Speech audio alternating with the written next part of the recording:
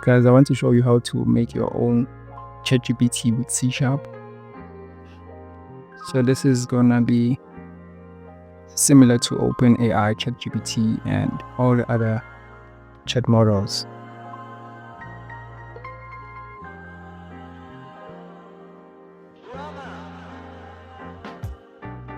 So what you need is to install the NuGet packages. The one you need is the Microsoft Semantic Kernel and the OpenAI connector. So in this one, you will need the database too. In this case, I use the Firebase. So after installing these NuGet packages, you have to head up to the CS project. So initialize your kernel and add the OpenAI chat completion services. So this is not the best way to store your API key. You can use an external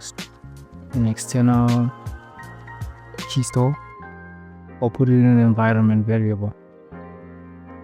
So after adding this dependency injection, you go to the OpenAI class. I've created this OpenAI class where you just grab the kernel objects which you initialized in the program CS. So within that, you get the services iChat completion services, which you'll be using here. So in this class, it's just the OpenAI chat completion message where we're gonna get a response, and this is the settings you'll be feeding to the kernel to get a response.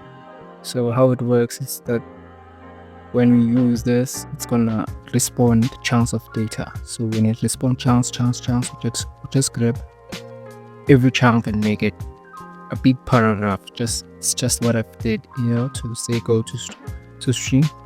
So we can call it on the home page. So within the home page, we call that class with a prompt. So in this case, I made a database where I save the prompts from Firebase. So when you load the page, you get all the prompts. Then when you send a message, we take all the prompts where you feed to the chat completion so we can get a response. So with the Firebase, I've just have two classes.